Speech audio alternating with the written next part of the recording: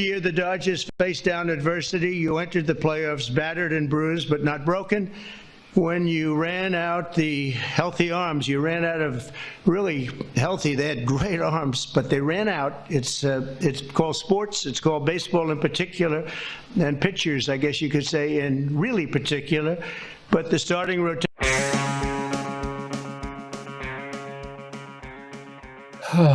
Great arms, folks. Left Reckoning 215. Don't be a panican, David. Don't be a panican. We'll be talking about the world, North America, the United States in particular here, where it's been a very quiet past few days of news. Yeah.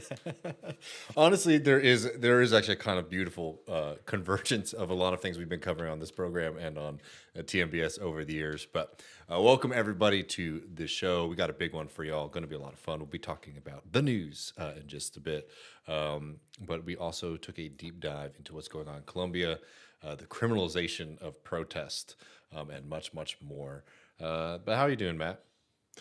I'm doing okay. I mean, I'm doing better than anybody who owns stock, David, I think, unfortunately for those folks. But it's, I don't know, like it's a weird time. It feels like we're in a kind of pivotal point in history, frankly, in the entire world economy. Like America is having a massive anxiety attack about what it means to be in a new century, I think. At long last, we're only a quarter of the way into this one. It's nice to finally like take some of these issues seriously, but the way that it's being done, I mean, well, I know, flailingly. And I think it is true. Like I have been, as people know, I've been, working on this book. It's, it's a history book. It's about Texas, but like the 1900s. And when you start thinking about things like that, you start thinking, a little bit in centuries. And you start wondering, it's like, oh man, I've lived through like a period of American history. What is it going to be known for? And I've been very excited to see that we are really seeing the dawn of a new age, new ideas, new techniques in politics and in economics. And I'm really excited to share for people who don't know about this, that there's a brand new political party that has been founded in the United States. This is the president of the United States, Donald Trump, tweeting out yesterday. The United States has a chance to do something that should have been done decades ago. Don't be weak. Don't be stupid. Don't be a panican. A new party based on weak and stupid people. Be strong, be courageous, and be patient, and greatness will be the result. Very exciting new developments here from Trump, who has, I don't know, I mean, it's been interesting to see how he is trying to kind of frame this very big disaster, which has been the rollout of these tariffs. And I was on vacation over the weekend, and I was wondering, Matt, if you could let me know how things are going, because I heard a little bit. I was really out in the desert, so I was hearing whispers. I got a little bit of radio for a couple hours, but not really too much information. I was just curious if you could kind of catch me up on what's happened here. Yeah, something I've liked to do in the past few months or so is check CNN, their markets page, because they have a funny little dial, which is like, what is driving the market? And the answer has been this entire time what they call extreme fear. Now, we're extreme fear of a 4. It had been like extreme fear in like it said like 22, I feel like it had been. But if you look, yeah, a lot of red on this. You finally do get some green. That's the color that we like, right? I don't think that's the good color. I think you want to see green typically. There's some green for what's known as nanovibronics. I don't know what that is. Is that just an individual company maybe? But then you also look at the world markets. I don't know that this is necessarily what you want to see. Result here, where our hemisphere is in the red and the other hemisphere, Eurasian landmass, is apparently doing well and rallying. So yeah, not great. Although I did see Charlie Kirk. He had some news early in the morning where he posted what looked like some positive information. What a difference a day makes, he says. And our friend Thomas Kennedy pointed out that actually, if you just waited slightly longer, that brief rise there at the beginning of the day, it didn't last the rest of it. So No, I mean, this is pretty disastrous, and I don't think people need us to tell them that. But if you are to go and look at any of the indicators about how the American stock market is doing, you're going to see one thing, and that is the line going down. And I mean, this is because what we're seeing is really not the preferred outcome of almost anybody. The way that these tariffs have been sort of put forward, one has been incredibly kind of like shocking and bizarre, but actually seeing what the details of them have been.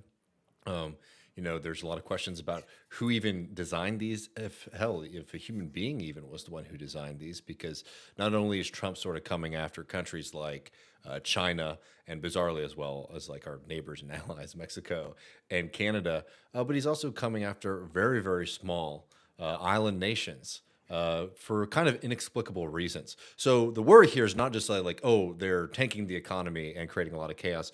The worry is that like they might not even know fully what it is that they are putting into place.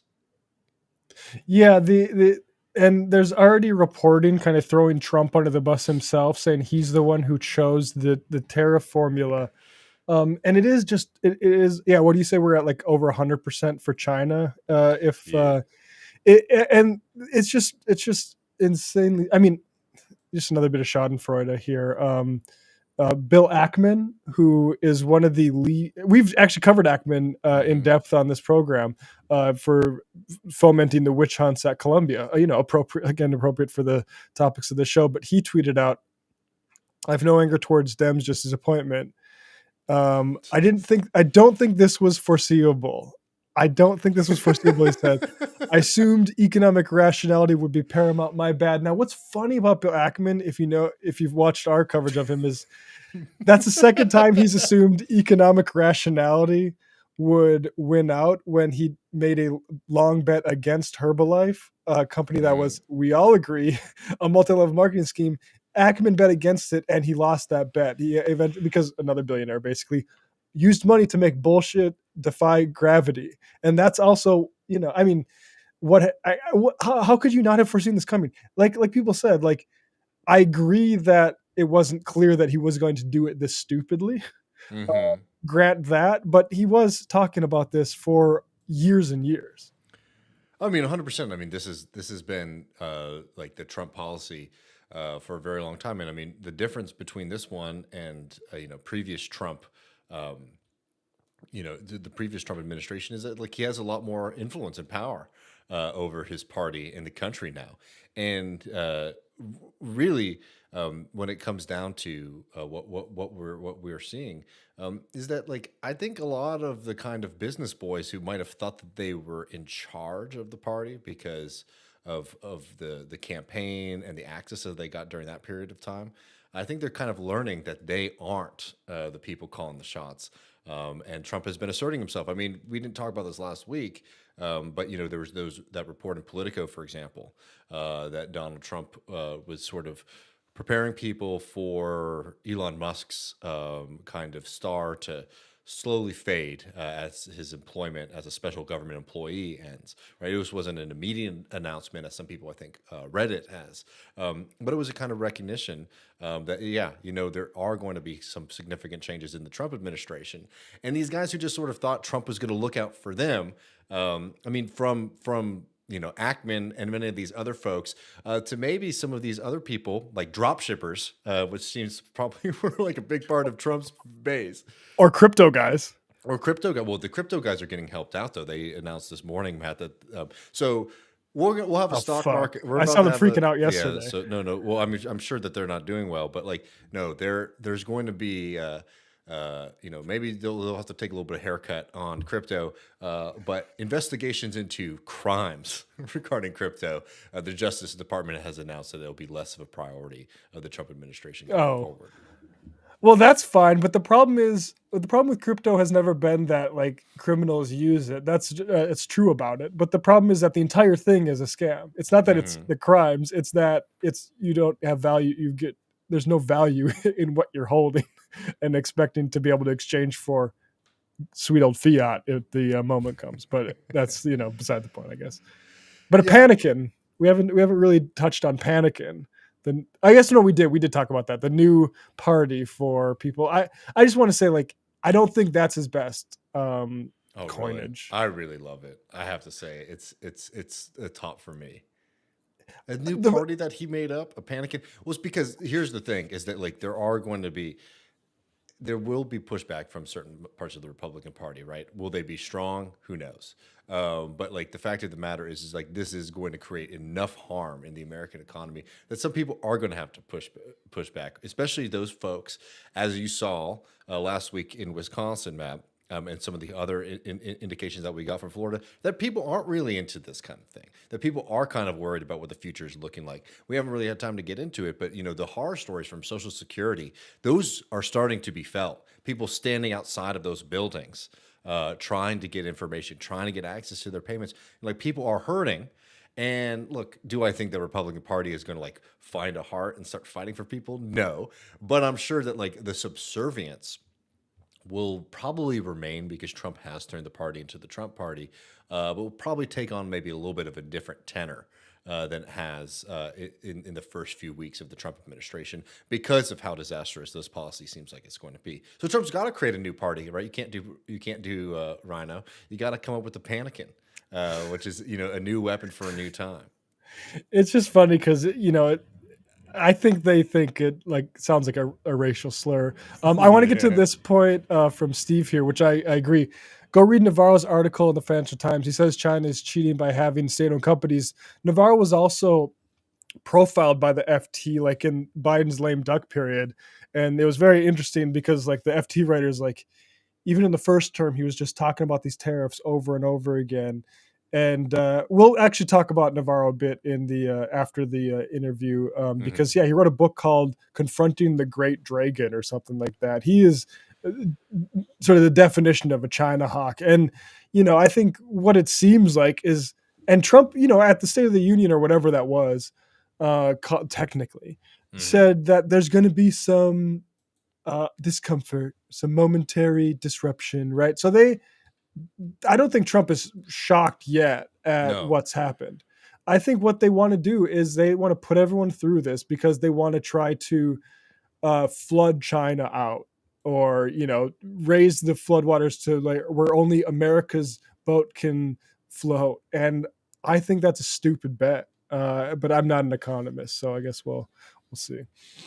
Yeah, I mean, well, let's play a little bit of this Stephen Miller clip, Matt. I'm sure you've seen it floating around. Him talking about the tariffs, because I want to note that like we're getting two different stories from people in and around the administration about what the goal and the purpose of it is here. I'll play a little bit of this first, and then we can maybe talk about some of the other stated policies. But this is Stephen Miller, and for people who don't remember Stephen Miller, I mean, Stephen Miller is about as low as they come. Stephen Miller is somebody who is undoubtedly, in my mind, an authoritarian and a fascist. And this is him talking about what the intention of these tariffs is going to be. Can you talk about the president's historical view on global trade and the tool of tariffs, or the use of tariffs, that he envisions, not just through Liberation Day today, but how he's used it over the years? Yes. Well, the announcement today is the most significant action on global trade policy that has taken place in our lifetimes. It's not even a close call. I mean, this is probably the biggest event that's happened on global trade since the very ill-fated decision that we are now reversing of knocking down all of America's trade tariffs and revenue policies that led to the offshoring and outsourcing of all of our industries. So this is the great reversal of that great betrayal, is how I would look at it. So in the 20th century, successive American presidents... It wasn't the tariffs that caused offshoring. It was capitalists. Like tariffs have been low for a while.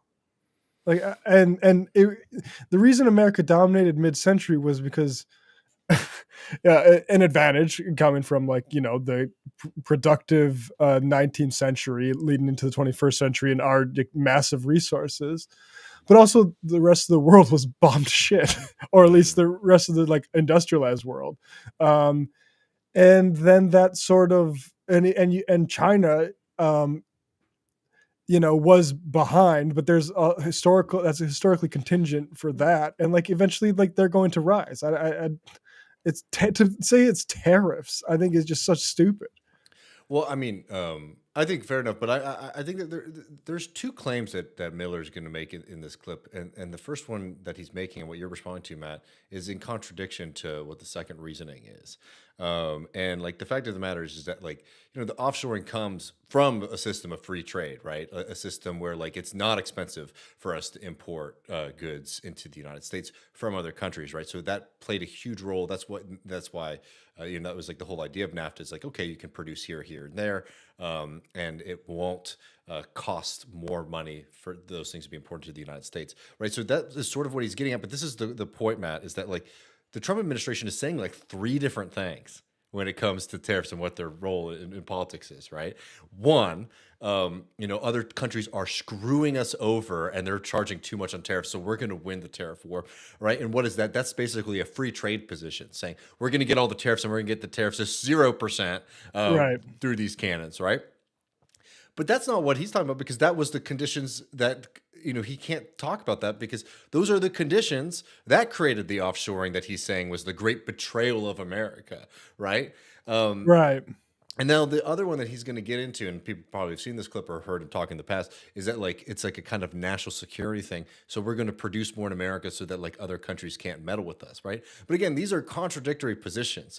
Are we using the tariffs to push a new free trade regime that's even more favorable to America than before? Or is this the first step? Jesus Christ, the first step in a new phase of isolation. Well, let's let him keep going here for a second. Knocked down all of the policies that we had to protect American industry, and they did insane things like letting China into the World Trade Organization, as an example. And we watched all of our factories go overseas. This is the complete reversal of that. This is the great onshoring, the great reshoring of American jobs and wealth.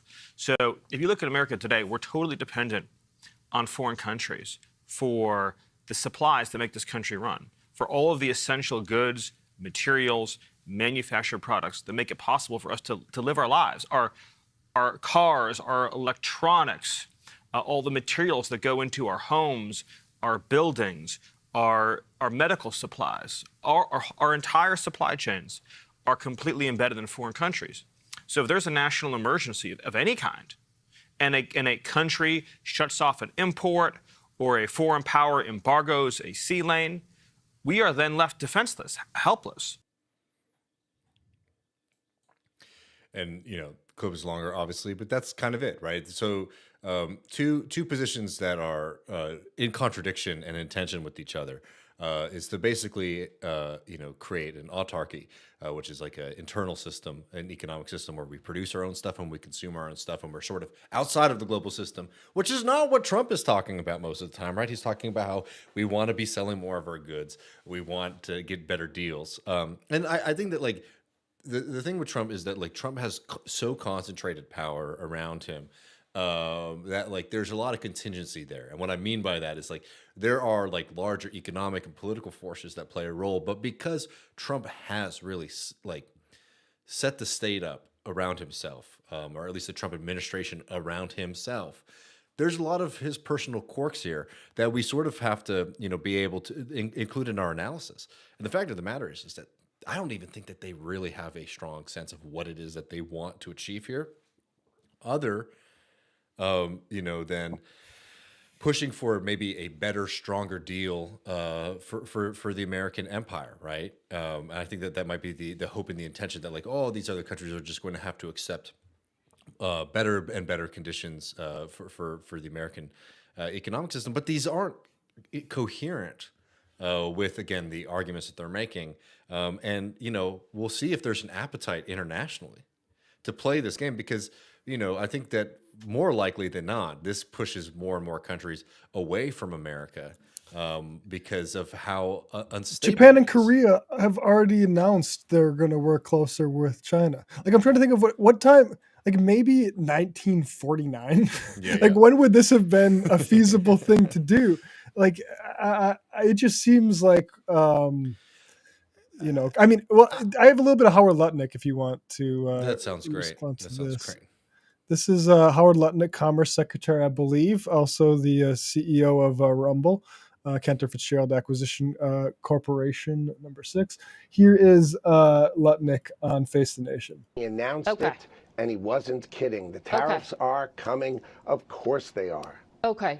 Is the administration considering any kind of offset, any kind of subsidy? You mentioned the first administration, there was some bailout to farmers to help them deal with the pain from Chinese retaliation.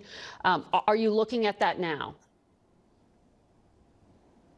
Not that I have not participated in any meetings with respect to that. The country is focused on, you realize trillions of dollars of factories are going to be built in America. That's huge GDP. The factories being built in America are huge. That takes GDP. years, and you've And said that is going to robots are matter going to to fill us. those jobs. So those aren't union No, it's really worker automated jobs. It's automated factories, but the key is who's going to build the factories, who's going to operate the factories, who's going to make them work. Great American workers. You You we are said going to robots replace on other the networks. You said armies that to of Fox. millions of people.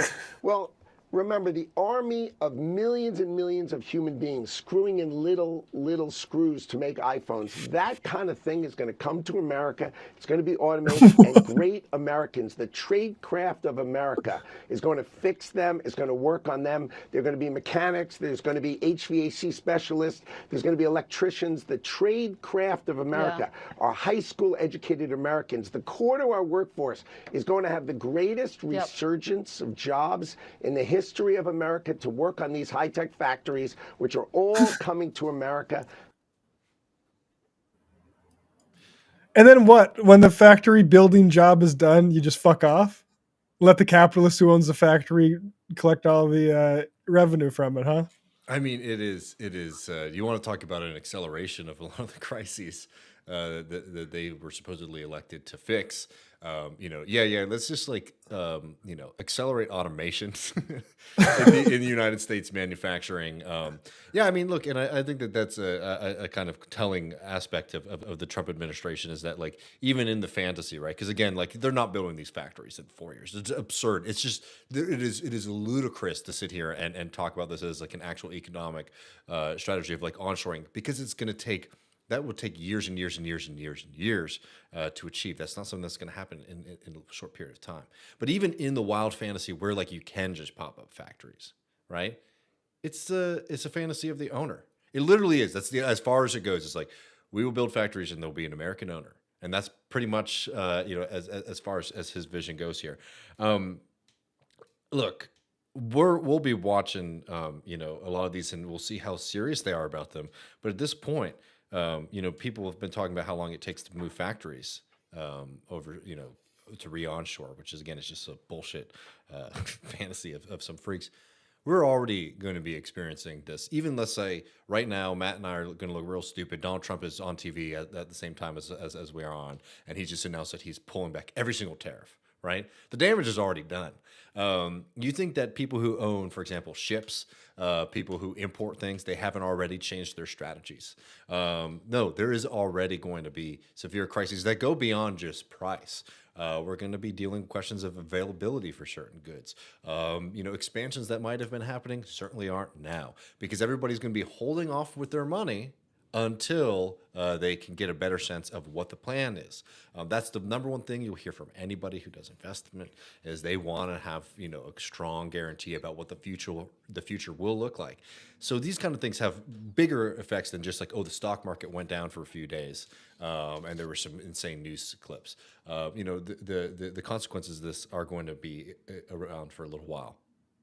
Yeah, I mean, the way we run our economy is, even in the best of times, like under Biden, in the sort of like post-COVID recovery economy, and all this infrastructure bill sort of projects, like even in the best of times, they're like, I might do this later when it's even Yeah. more profitable, right? Like that's the system we're working with, as opposed to, China, which is like, actually, fucking batteries is something we're going to need for the next few decades. Let's make sure we sort that shit out. Um, you know, No, I mean it's not a very rational system, and let's maybe get to this for a little bit, Matt, talking about the irrationality of like American capitalism. So if you were watching the markets really closely of the past few days, there was a weird moment, right?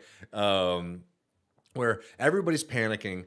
Stock markets are doing very, very bad. People are trying to, unload their risk as quickly as possible, which is something that you love to see in the market. That usually means things are going really well. But then there was this kind of like bipolar jump. Remember this, Matt? And it was because some news came out that it looked like the Trump administration might actually be engaged in negotiating these tariffs down. And that came from none other than Mr. Bloomberg, himself. Walter Bloomberg, everybody knows this man, has been following him for years. No, this is one of those insane accounts that Elon Musk, since he's taken over Twitter, has allowed to propagate bullshit, and bile, and misinformation.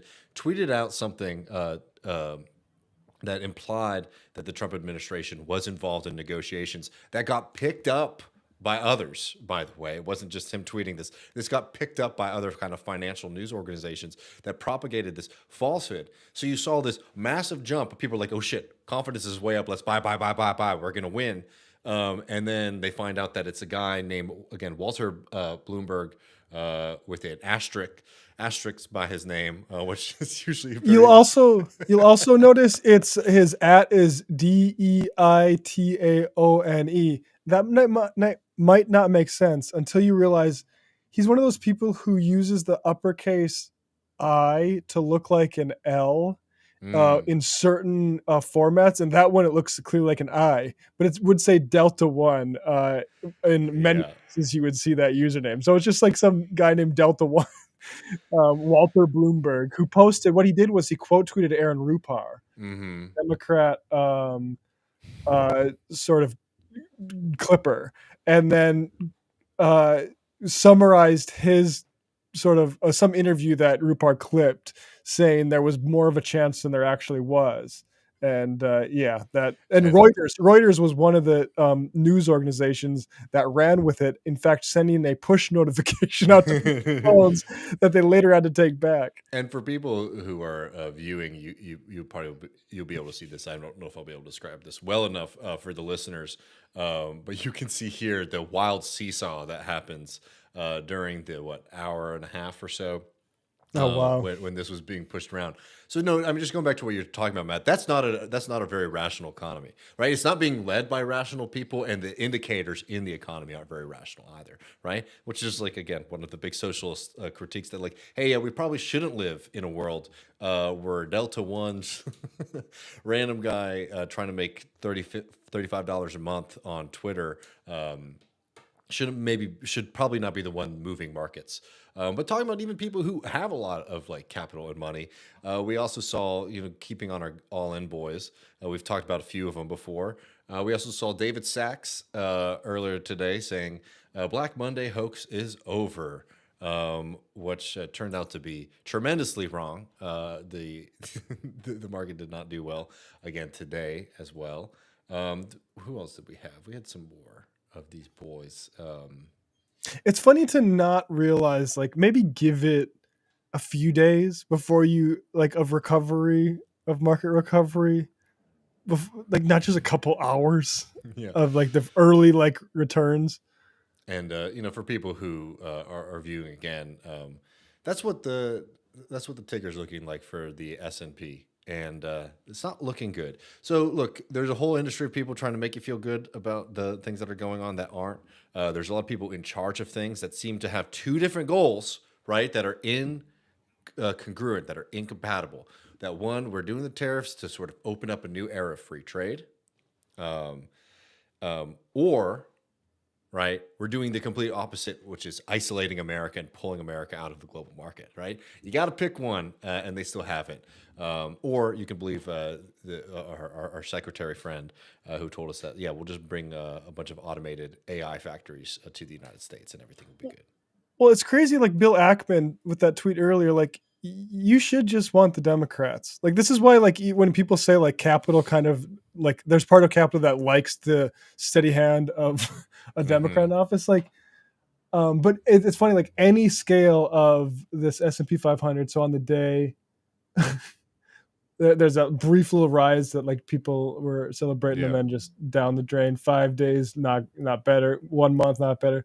Boom, boom, boom. 5 years, max back to 2000. So you get like the post 2000 recession. But like you look at like the slow Obama recovery, the COVID shock, but then there's this massive tear here, and then you get this was like Russia, right? No, Russia, Ukraine. Yeah, Russia. But also you're getting the inflation freak out too, and then again, that is crazy, man. I mean, you did make your mark on history by doing that. It is true what Stephen Miller says.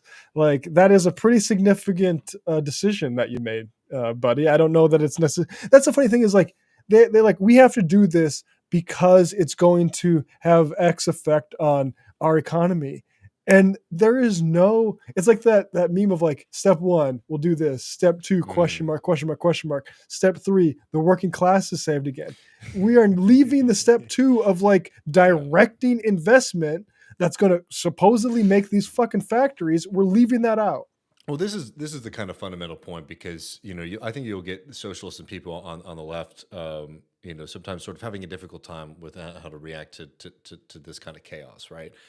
Because is it kind of important for us, Matt? If the stock market is doing well, I know for both of us personally, it doesn't really affect us. Neither of us are invested here, So one way or the other, and then like politically, the question is like, how much of a role does this play? I think that what is more important is like what this is going to mean for like the American economy, the real economy. And that's where, we talked about this last week, like the UAW, the UAW has not endorsed Trump's tariffs whole cloth. They have said that some of the auto tariffs they support, right? And remember that like the American auto industry and the global auto industry has been predicated about uneven labor. I mean, it's wild the difference that like a factory worker in the United States in Michigan makes versus Mexican workers who are working oftentimes on the same vehicle, right? And like that is like a good part of the union tradition, and especially one to revive under Sean Fain to say, hey, yeah, we're not going to accept that kind of thing anymore. But as you were saying earlier, Matt, the thing is, so, okay, maybe some aspects of free trade are just going to be so broken from this that it's going to create a space or an opportunity. But that's the big question. And I think that's the real kind of crisis here. Is one, if you're wanting to do this in state policy to sort of revive the American working class, yeah, you're going to need to have a state that is doing things like, investing in a Green New Deal, investing in the American economy to sort of bolster, support workers so that those jobs that have gone away, that might be, coming back, are one being planned in a rational way so that you actually can guarantee 5, 6, 7 years to get those kind of plants and organizations back on shore if that's what you want to do. But also make sure that you're not having a chaos situation like what happened in America, right? In America, we have had kind of moments where there has been like levels of reindustrialization. What was that? They were anti-union movements of industrial labor from the industrialized North to the non-union South, right? That's why a lot of car manufacturers started moving down south to get away from unions, right? So that wasn't helpful either. So those are things on the question of like whether or not tariffs are helpful for breaking up the free trade system. Yeah, you know what? It's probably good to see some of the free trade system break, right? But the unfortunate reality is like things can get worse. And without like a serious plan from the U.S. government, I mean, this can just be used to justify more exploitation, more suffering for everyday folks. And on the other level, for people who are saying, kind of be, I don't know, good leftists or good traditional Marxists, sometimes who have a shocking position on something that you might not expect. Yeah, you know what? This probably does create a political opportunity There is a political opportunity here. Is the left organized in any way whatsoever to react or take advantage of it? No, not at all. I mean, the closest that we have is maybe like, somebody like Bernie Sanders being able on a national level. I'm talking about like, on a real level, being able to sort of articulate the silliness of this plan. But yeah, okay, if free trade and all these kind of systems are being broken, is there a working class movement in this country that is kind of capable of taking advantage of that to win and fight for a better world? Look, I'm not saying don't fight and don't react to things. I'm just saying, kind of have to look kind of, unfortunately, at what we've got, and shit's bad. And I don't think that there's much to be kind of excited about, other than maybe, okay, some things are going to change, but things can get way worse. You're quiet, unfortunately, Matt, but I'm sure you're spitting some wisdom. And it's just reproducing some wisdom from Matt Brunig. He writes, there's a bit of cargo cultism in which people associate certain labor relations regimes with specific kinds of production and chase the latter, even though it's not necessarily or sufficient for the former. And I think this is the key point. McDonald's workers in Denmark make more than Honda workers in Alabama. Yeah, though I will say our friend Matt Karp did respond, I think correctly, and said, car auto workers in Denmark, check and see the difference between McDonald's workers in Denmark and auto workers in Denmark as well. No, That's but a good point. I don't think these are in contradiction. It's 100% true that like you can win a good contract in any industry, and it's worth doing that and fighting for that. And I mean, that's the other thing is like, it's true that BYD is supported by the state, by China. It's true that they're not playing fair. Who the fuck told us about why fair? don't we do that? Exactly. If you're going to play ball, man, like, I'm sorry. We saved Obama, like, still runs the campaign, like, talks about how we saved Detroit. Save it if you're going to save it. Like, let's actually, like, do that shit instead of just, the air raid expecting the offense, market to figure it out. yeah, the air raid offense should be illegal. They're just too damn good, and they're throwing the ball over our heads, and we just can't stop it. No, I mean, you got to fucking adjust. Embarrassing. It's so fun. I'm embarrassed as an American. Yeah, man. it's crazy. It's crazy. So do better, folks. All right. Well, we actually have a lot more China we'll be getting to later. So maybe we'll have to come back to this. I'm sure we'll have plenty over the next few weeks to be chatting about. But shall we get to this interview here, Matt? Yeah, Jonathan Ben-Mencham, really great follow. Follow him on Bluesky, it's just interesting to see, people I've been following for a while get swept up in things that are historic, and unfortunately, what's going on in Colombia is historically bad, and getting his perspective on what even is like a university is something that I've been dealing with as somebody who's paying student loan debt to another university that like to sell the idea of activism and changing the world, but once not in the pro-Palestine direction, it turns out. So yeah, check this out, folks.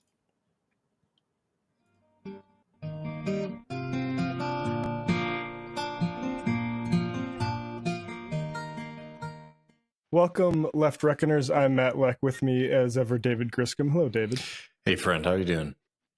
I'm doing pretty well. And today we're joined by Jonathan Ben-Mencham. He is a PhD candidate in sociology, focusing on the politics of American criminalization.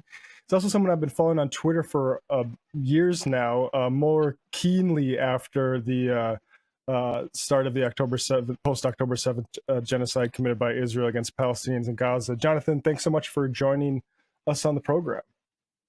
Thanks for having me.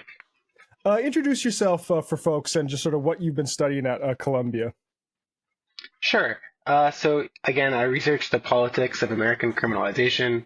Just to give you an idea of what that means, so one part of my research is finding out how policing and incarceration affect political behavior for people who are subjected to them. So for example, I have a study finding that police stops caused reduced voter turnout in federal elections. And on the flip side, I'm also working on this big survey of prisoners' political attitudes and behavior. And we're finding that prisoners report that they're very mobilized by the experience of incarceration, which could seem counterintuitive, but this is a completely new area of research over the last decade or two, and it's still developing.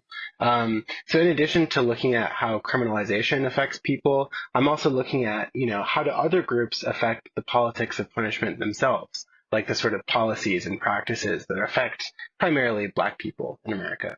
And that basically means studying people who hold more power. So my dissertation looks at crime news, in particular local print newsrooms in the U.S., because that's hugely influential in, local reporters determine what is known about cops and prosecutors at the local level. And cops and prosecutors are sort of the building blocks of mass incarceration.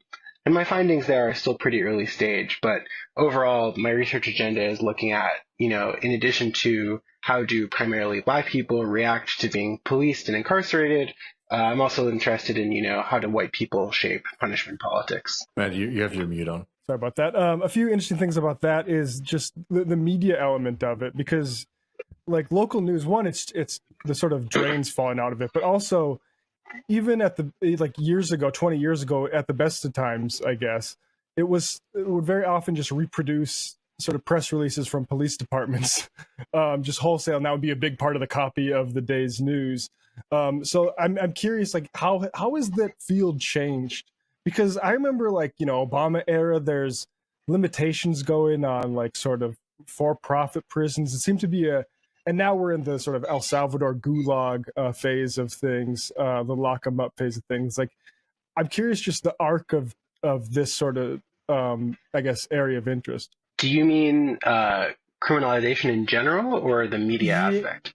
I mean, any of the things you think that stands out for observation, but I mean, probably more so the criminalization thing. It seems like we've turned the corner on, like, there's sort of wide scale buy-in to lock up problems. Yeah, so I would say, mass incarceration is 70s, 80s, 90s, where we're seeing this like world historically unique growth in prison and jail populations. But actually, like since the early aughts, like 2000s, there was a decline. And I would say the decline continued until around like COVID, like the height of the COVID pandemic. I mean, even in New York City, we saw Rikers, our local jail, like emptied during the pandemic and got under 4,000 people on a daily basis. And now Eric Adams has ballooned the jail population back up to over 7,000, right? And we're also seeing like basically Black Lives Matter begins like 2013, 2014, but particularly like after the George Floyd uprising, basically there's sort of this backlash that we see. Because on the one hand, we had this movement against criminalization, a large, broad-based social movement, but I think in particular elites, but also just like Americans in general, I guess got sick of it. And now there's concern among a lot of people in my field that we're going to see the rate of change moving the wrong way again. And America will continue to be sort of like the leader among wealthy nations in criminalization, unless we return to the decline that we were seeing between approximately 2005 and 2020. That's exactly kind of what I was looking for with my long-winded question. So now let's move on to the Gaza protests. It's about a month from the day of Mahmoud Khalil's detention, still detained. Rewind back to post October 7th. Like, what was your involvement with the protests? What did you observe? And what were you involved in terms of this prior to October 7th? Yeah, so to give you a brief timeline at Columbia, at least, obviously there's October 7th, 2023, student groups on campus who have organized for Palestinian liberation for a long time were organizing actions, I think, as soon as the day after that.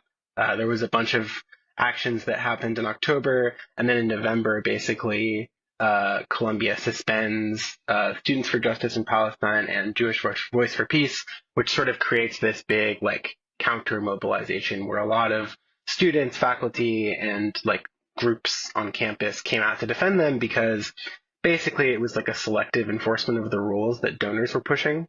I mean, obviously, like the board and the university administration were never friends of these groups to begin with, but they're like, you can, like, there's a New York Times report about how like donors were pushing for this kind of crackdown basically on campus. And then, the next major event is probably the first encampment cropping up, which I believe is when President Shafiq then, which we're now 2 presidents past Shafiq, because there was Shafiq and then Armstrong and now Shipman.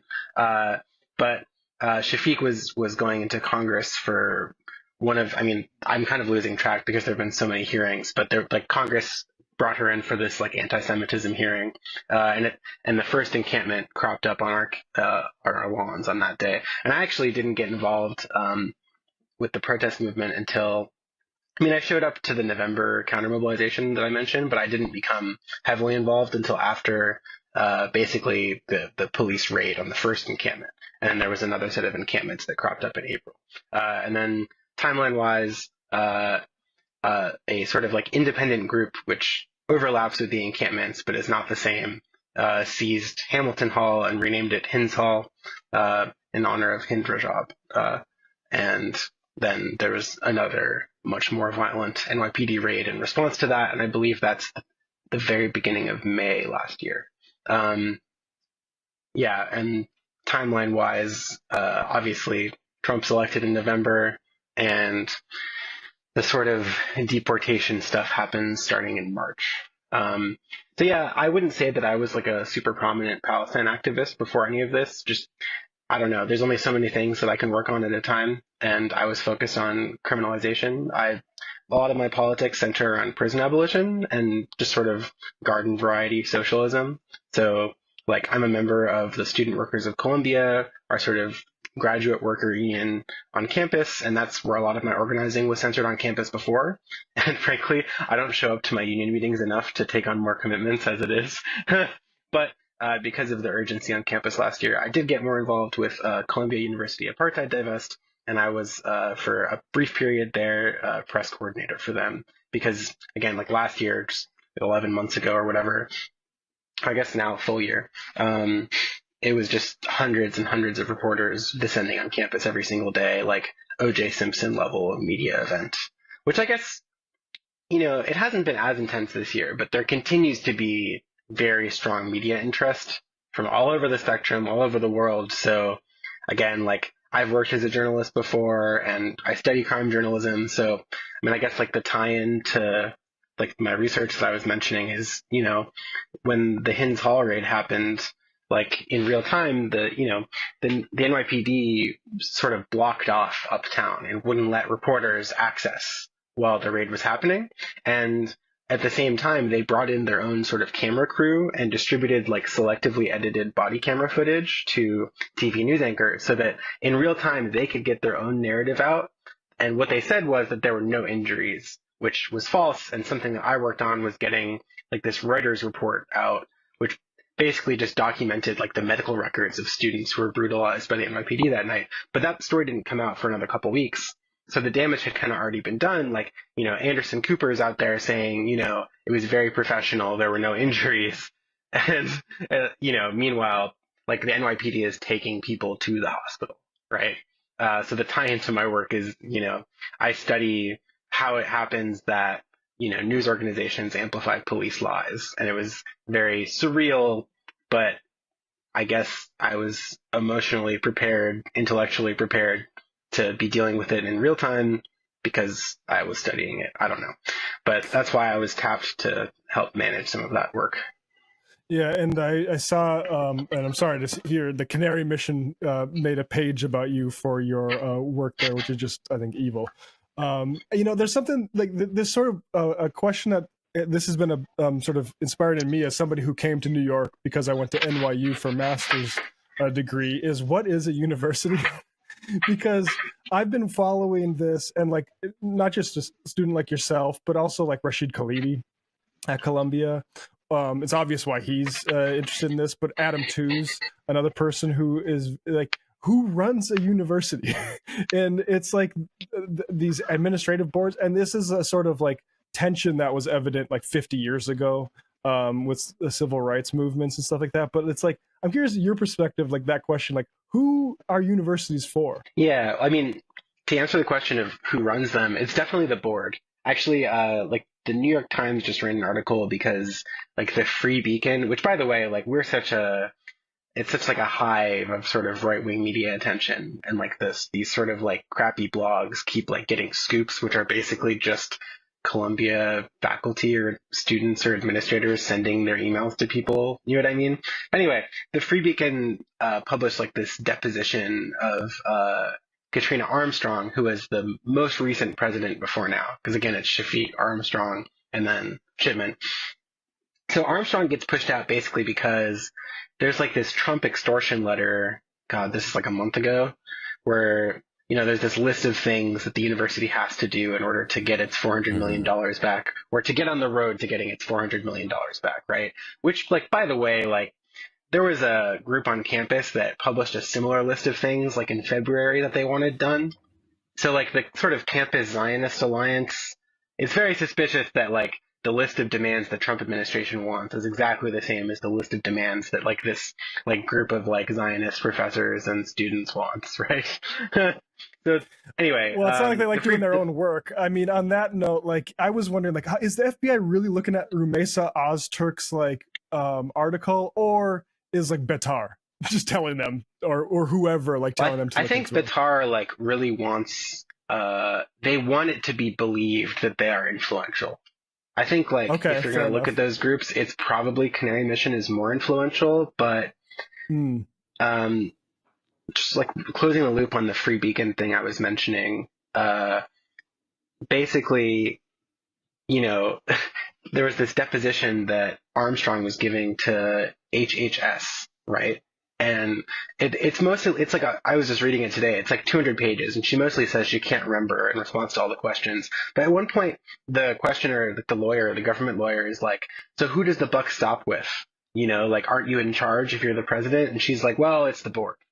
And that's one of the only like real gems in that whole sequence, because I've been saying that for over a year, that like everyone was like, you have to fire Shafiq, we need this vote of confidence in Shafiq, like the president is so evil. But like really the president is kind of like this figurehead that the board is telling them what to do, and they get fired as soon as there's an issue.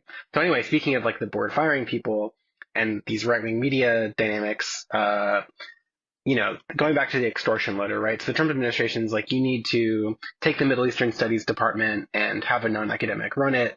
And like they were saying receivership, which basically means like, we're going to have like the political officer run the Middle Eastern Studies departments, right?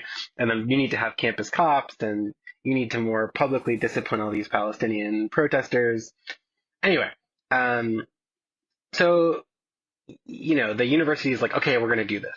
Right. And they do this even as like faculty are starting to protest. And faculty had been pretty quiet, to be honest, until this point. So, the university is quote unquote caving, although again, maybe it's like the university pre-wrote that letter as something that they wanted to do already. But the interesting part about, hiring and firing presidents is that, the day after the university said it's doing this, the president is meeting with faculty. This is Armstrong. And Armstrong is like, well, we're not really going to do this stuff. And then the Free Press, Barry Weiss's shitty blog, is like, oh, look what she said to faculty. Like, it's not real. Actually, she hates Jews, is kind of like the thrust there, right? And, it's kind of crazy how influential the Free Press has been through all of this, because, I mean, Barry Weiss went to Columbia. When she was an undergrad, she was trying to get Joseph Mossad fired because of what he teaches about Israel-Palestine. It's sort of like this 25-year-long grudge. And now, because the New York Times, like, shepherded her into a national media role, like, she gets to choose who's hired and fired as the Columbia president. Truly like Orwellian, literally a use of that phrase when you come to talk about the free press and how nobody should be surprised with a basic awareness of where she came from. David, did you want to say something? I mean, I just sort of wanted to ask, one of the things, if you talk to any chuds out there, about these like free speech cases on Columbia, are these very wild claims about like material support for terrorism. And I just want to ask you, as somebody who's there and around it, like, How do you respond to something like this? I mean, like one, I mean, directly, but two, like, how does it feel to have people in this country, one, using that term as a scholar, you understand like the serious implications of rising something like a protest into quote unquote terrorism? Yeah, I mean, this is something I got really worried about this last year in the days leading up to the Hinds Hall raid, because Eric Adams was basically implying that we were terrorists, right? And that there was the claims that are really worrying are when they say you're terrorists, which is obviously racialized, and I'll come back to that, and they have weapons. This was something that was constantly bandied about, where they're like, these protesters are armed and they're dangerous and they're on our campus. And this is something that Eric Adams was pushing. And there was a sort of a whole media circus where reporters were like pulling that apart because it was crap, right? But the terrorism point, I think this really gets to like my political analysis of what's been happening with the student movements and now the Trump administration, which is, like terrorist is like a racist category that like across the political spectrum in America enables the state to deprive you of rights, right? Basically, like terrorism is coded with like Muslim or Arab, right?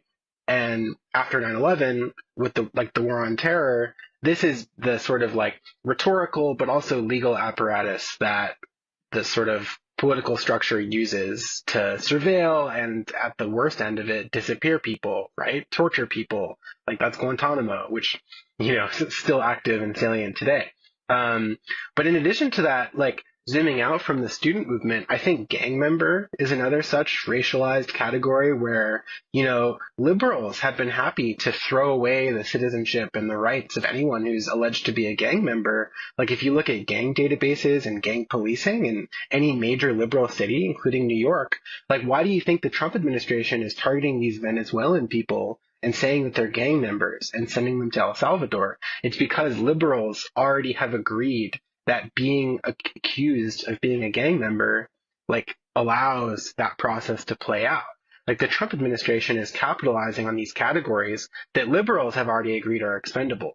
So returning to the student movements, not only do you have the terrorism sort of like slur / racial legal category, you have basically the Zionist silencing thing where, speaking out for Palestinian liberation like is a type of hate crime.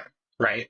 So it's not just that like you're supporting terrorism. It's like by saying anything about Palestinian human rights, you are now doing a hate crime against Jews.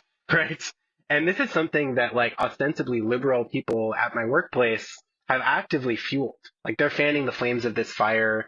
And, we're talking about like Batar, but The Intercept reported that like the chair of the electrical engineering department is like trying to get students deported. Right. Or like this dean of like student employment services in like the health school. Right. So you don't even have to like, obviously, like it's worth talking about Batar and Canary Mission. And we should talk about like the damage that Canary Mission has done. Right. But, it's also these people who are just like, paid professors and like administrators or even undergraduate students at these universities who are trying to, anyone who's their political opponent, it's like, oh, the Trump administration is providing me this excellent opportunity to get these people disappeared, get them out of my face. You know what I mean? Mm-hmm. I mean, I'm sure you have plenty of thoughts on this. I just, want to share something that like I've been thinking about a lot here in Texas as, one of these police officers who's just like a real monster during the George Floyd protest has now been kind of elevated into a position of influence when it comes to police oversight, which is absurd in its own level. But, one of the things that's notable about this, and this isn't unique to Texas, it's just in general, but, people got really mad about the street protests and particularly the idea that like an ambulance isn't going to be able to get here or there, right? So they make it a felony to block traffic, right? And again, this goes to, this is a different thing, but it's connected in the same way to like the terrorism charge or these other things that you're talking about where we create a state of exception, right? Oh, there's a state of exception. Oh, there's an ambulance that has to go by. Now, everyone who is involved in this protest is engaged in a felony act, right?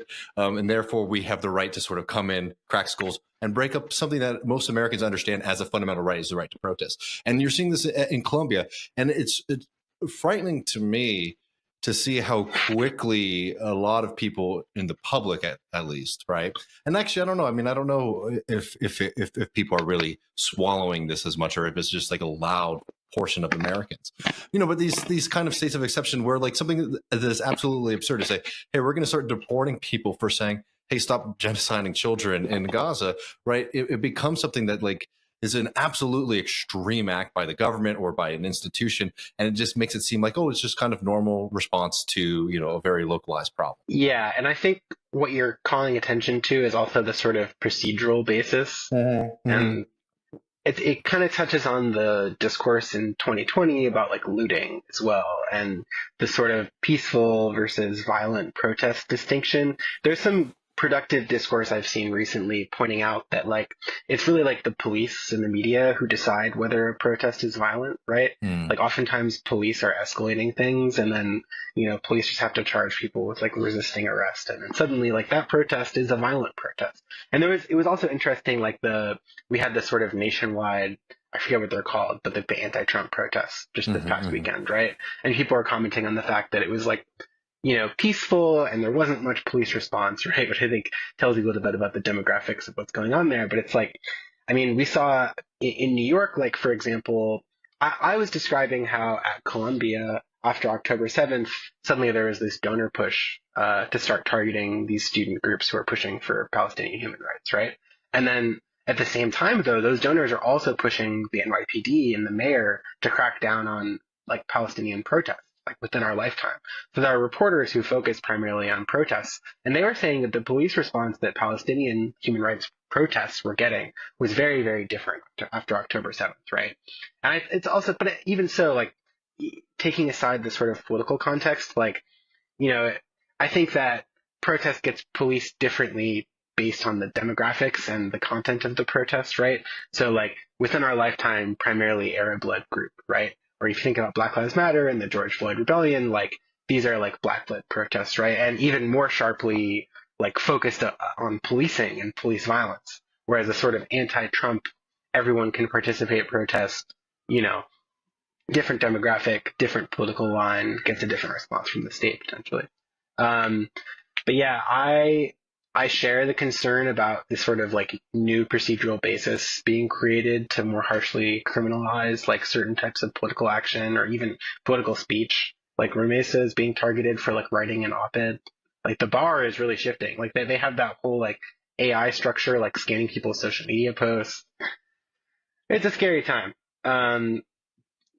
Something that I was saying earlier that I still think is important is that basically like the apparatus that the right is now using is basically something that was built by liberals, or at least like it's a bipartisan structure, right? Like you think about the surveillance apparatus, you think about policing, incarceration, military, drone bombings, like, Biden leaves office and just hands the keys to the Trump administration. I think going forward, like liberals and the left are going to have to think more seriously about like, what is the kind of structure that we want to create, allow to exist, and like, if you're leaving office, you got to sabotage stuff, right? You can't just obviously we shouldn't have like the drone bombing infrastructure in the first place, but at least if it exists, like you can't just hand it to these Nazis without like breaking stuff, right? I mean, I keep thinking about, when ICE exclusion zone 100-mile border map that was passed around back in like late Obama era, and some people would look at you like you're being too paranoid. Excuse me. Thinking that day's going to come. Well, it's here. That day came, and we just have to face it. Jonathan, anything else you want to say? You have a Substack, Ben-Mencham. .substack.com. Anything else? You also Blue Sky? Yeah, it's mostly on Blue Sky these days. I like have the Substack, but I haven't been posting that much. I don't know. Mostly Blue Sky posts, I guess, and I give my union a follow on the socials, I guess, Student Workers of Columbia. Very nice. There you go. Thank you so much, Jonathan. We'll be following you. Thank you.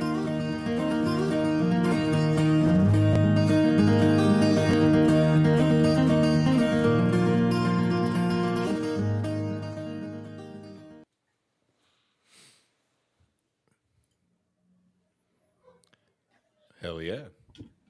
Good to talk with John, and finally after following him for so long on Twitter. No, I was really happy you made that happen. Well, what are you feeling, Matt? We got a couple things. We got this. Should we follow up on the China stuff just while we're at it? So, kind of, I mean, back to like what we were saying right before this interview of like, if you're going to compete. Instead, we are sort of losing ourselves in mythology. Here is a little boy by the name of J.D. Vance talking about, I mean, again, like some of this stuff, let's just play what our boy has to say. We can react to it. J.D. Vance on Fox and Friends. If you go back a little bit, I will just say J.D. Vance went pretty quiet. I don't know if he's tweeted yet following this whole tariffs thing, and he was incessant on Twitter prior to that. So, I mean, there's one good outcome of this trade war. It's J.D. Vance to shut the fuck up. if you go back a little bit, Lawrence, remember during the first Trump administration, everybody said that Trump's tariffs were going to be inflationary back then. What actually happened? We had 1.5% inflation. We had the fastest growing economy in a generation, and we had the beginning of a manufacturing renaissance in the United States of America. Then, of course, we had 4 terrible years of the Biden administration. But I think it's useful for all of us to step back and ask ourselves, what has the globalist economy gotten the United States of America? And the answer is fundamentally it's based on 2 principles: incurring a huge amount of debt to buy things that other countries make for us. And to make it a little bit more crystal clear, we borrow money from Chinese peasants to buy the things those Chinese peasants manufacture. That is not a recipe for economic prosperity. It's not a recipe for low prices, and it's not a recipe for good jobs in the United States of America. For 40 Do peasants work in factories? Is that? No, famously, they don't. Yeah, that's sort of a little bit confused. And this is all sort of, it'd be nice to have an honest conversation about what exactly is happening instead of referring to like some peasants with like, I don't know, some living in huts, right? Like we have very little conception of what China is actually like. And that was why I thought this was pretty interesting. I Show Speed, who's this Twitch streamer, one of the bigger ones. I'm pretty sure he does better numbers than like Hassan even. I think like Kai Cenat's another guy, but he went to Shenzhen, China, and there's a few different tweets here, but here's one at the end where he's talking about, well, actually the one that sort of blew my mind was this flying cars thing, because I saw the news story about like China clearing, some sort of regulatory, giving regulatory clearance for some Chinese, for some flying taxis thing. I thought it was literally like, oh, that's something they're planning in the future. And I'm sure there's companies that do a similar sort of thing here, but Speed was able to go up in one of these cars. And here is a little bit of this. The peasants make this stuff. Now, I wouldn't write in. I wouldn't get in one of these. Pray for my safety, chat. Okay. Wait, does it record my reaction? I'm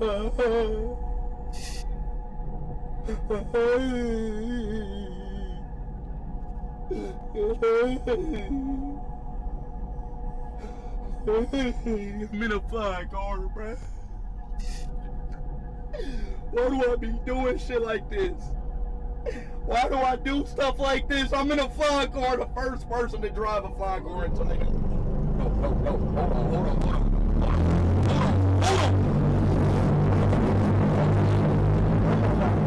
my God. Oh my God. Oh my God. Holy shit. Holy shit. God. I'm sorry. God, I love you. You doing that? No, I'm not. No, me neither. The other thing this is the other thing I saw, which is him sort of reflecting on, this is in Chongqing, which is what they call like the cyberpunk city. It's like super, well, here's him talking or reflecting on this. Bro, China low-key in the future, bro. If y'all think about it.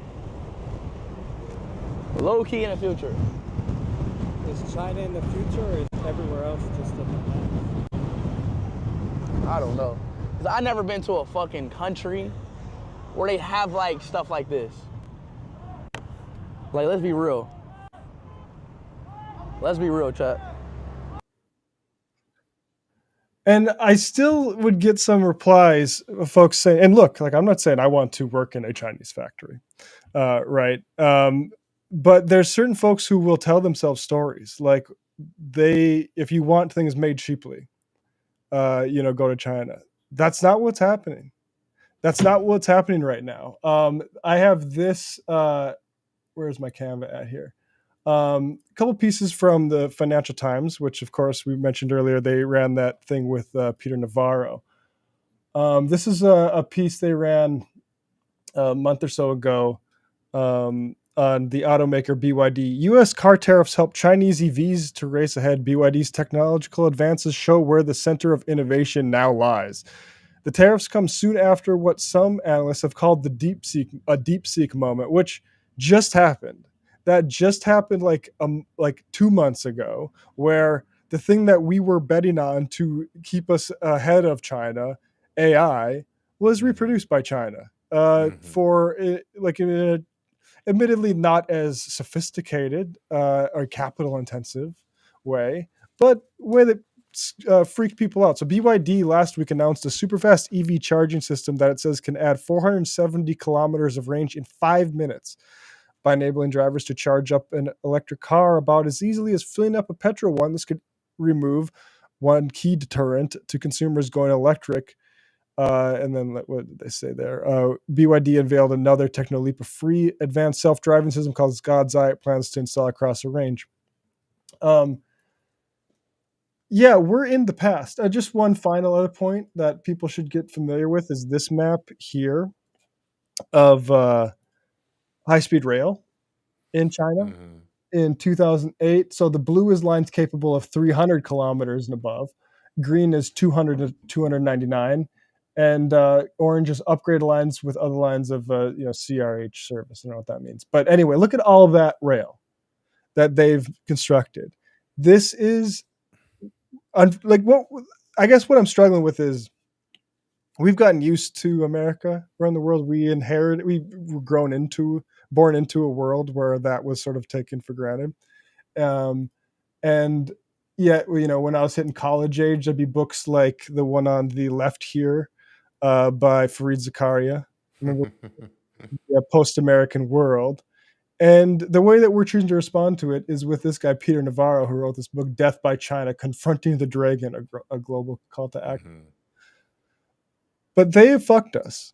We are behind. And the only question is, which part of China are we going to use as a model? Is it going to be the poor labor conditions? Or is it going to be the controlling the capitalists and making sure that they're subservient to the state? I hope it's the second. But I know which way, like Elon Musk wants to. And the truth is, like, none of those guys have any vision. Like, it's been squandered. It's over. I mean, this is, I think, one of the larger points, at least when it comes to innovation. The American international regime has basically been set up, and the claim against China is like China's stealing our IP, right? But think effectively, what it is that we're talking about here. IP is a tool by large, mainly American corporations to try and sit on innovation, right? Not to have the best thing, right? Not to have like the cheapest thing, the most efficient thing, but to say, we got here first, no one else can produce this thing for this set period of time. It is like fundamentally like anti-innovation, these kind of regimes here. So this is one of the things that the Americans have been kind of worried about, that if China can sort of, build things, it has the capacity to build things, but if it has the ability to build its own things, then the American companies will lose out because they don't really have the capacity to do much more than to try to utilize, international trade courts and things like that to make sure that their trademarks get protected, right? So it's not like about competition and like beating out quote unquote like inferior technologies. It's really all about just sort of saying we were here first and sort of blocking innovation from happening. And as you're showing here, I mean, I think that regime has weakened so much, and the capacity has degraded immensely, for sure, in this country. And also, I would just look at American history when we were trying to catch up with British manufacturing in the 19th century. We did not give a fuck about patents on textile manufacturers. We did not give a fuck about copyright of any of their books. Good luck enforcing it. There's an ocean between us. We're reprinting this stuff. We got printers out the wazoo. They're just going to cut and paste that shit because we need people to read. We need ideas to spread. Like it was like, it's all a fantasy that this was done through some like freely just capitalist being capitalist, and then all of a sudden the damn state got in the way. Like no, man. It's so ridiculous that we thought it was competitive by saying, oh yeah, China, you can't use Microsoft Word, don't use Excel, or we're going to like do like, I'm sorry, I mean, man. it's such a waste of humanity to live in that world. Yeah. No, I mean, I think that there's a good point here. I mean, a lot of this stuff is sort of like trying to hammer, and kind of lash out to try to renegotiate terms of international trade so that like America maybe can do better in a world that is more and more China dominated. And I don't know, I would maybe just try to figure out and fix some of the problems here at home, rather than throw a global tantrum. How about start by being honest with what's happening? There's this good piece in Aeon magazine, I believe pretty recently here, raising the threshold, the World Bank's poverty line. Let me put this up. The World Bank's poverty line is inaccurate and out of date, an error that obscures the feebleness of market solutions. There's just a few paragraphs here. Where's the one starting? According, it's a longer piece. Oh yeah, according to the data from the World Bank itself. Let me make this bigger. According to data from the World Bank itself, in the past 40 years, China alone has lifted close to 800 million people out of extreme poverty. Nothing like that has occurred before in history. China's share of global poverty in 1990 constituted 41% as compared with 2020 when its share was less than 1%. This historic feat in poverty reduction was possible only due to the rapid expansion of the manufacturing sector. Growth in manufacturing provided jobs to millions of workers with low to moderate skills in the early stages of growth. And that's what we're kind of talking about with that car example. At every level, the state played an integral role in the industrial expansion, overriding regulations for favored companies, abundance there, offering land below the market prices and loans at subsidized rates, sometimes in return for an equity stake. China even blocked competition from outside firms, as evidenced by its average industrial tariff of 40 to 55% during the past few decades. China also implemented social safety nets, for example, expanded health coverage, social insurance schemes, and targeted poverty alleviation. None of these are neoliberal policies, but they led to an increase in China's annual per capita income from $76 in 1961 to $12,500 in 2000. So, and it is true, right? Like, go into the discussion about BYD, but it shouldn't just be, hey, not fair, right? Mm-hmm. There should also be some sort of recognition of, oh, actually, that's what you're doing, something that needs to be done. And same thing with the rail, and the same, I mean, all these batteries, just foundational shit, for the next few decades. All that stuff needs to be done. And it's not getting done. And meanwhile, you see like places like Europe, places like America. Oh crap! The expansion of renewable energy that was apparent early in the Biden years, that was going to come save us all. The people are saying, "Look at the market actually is fixing all this stuff." Slowed down, because it turns out that like once that stuff isn't as profitable as it could be, they're less interested in doing it. Yeah, I mean, this has been the fundamental reality of American capitalism in this century, right? I mean, you were talking about the famous example of the rails, many of the other achievements that you've seen in China over the past 25 years. I mean, in America, the strategy has been work around the edges, fix the price of things, if you get the right price, market price for, electricity or housing or things like that, then like the free market will act and will solve these problems. Well, we've seen, we're still kind of waiting for them. And I don't think that's going to change anytime soon. And certainly is not going to be helped by the kind of disastrous economic policy that's being pursued by Trump. But it also wasn't helped by the Biden plan, as you were saying, that gave too much power, too much discretion to capitalists who decide time and time again to pursue their own profit versus what is like socially useful, socially beneficial. And yeah, I mean, if you want to fix that, if you want to change that, you're going to have to start thinking seriously about changing the system. Yeah. I mean, the final line in this Aeon Mag piece is China has lifted hundreds of millions of people out of poverty through deliberate state-led strategies, an achievement that far surpasses even the most optimistic claims of the free market model. If global policymakers are serious about poverty eradication, and we might question whether they are, they can no longer afford to ignore this contrast. The question is not whether state intervention works, but why so many continue to resist learning from the most effective example in modern history. Mm. Well, there you go, folks. We're going to go over the post-game patreon.com/leftreckoning to get access to that, where we're going to be visited by everyone's favorite boy, stock expert himself, actually, Mr. Charlie Kirk. Yeah. We also have very, very disturbing audio about forbidden romance between the governor of this great state of Texas, Greg Abbott, and a very, very strange and unlikely titan of American industry, Elon Musk. You're not going to want to miss it. Patreon.com/leftreckoning, get access, and come hang out with us.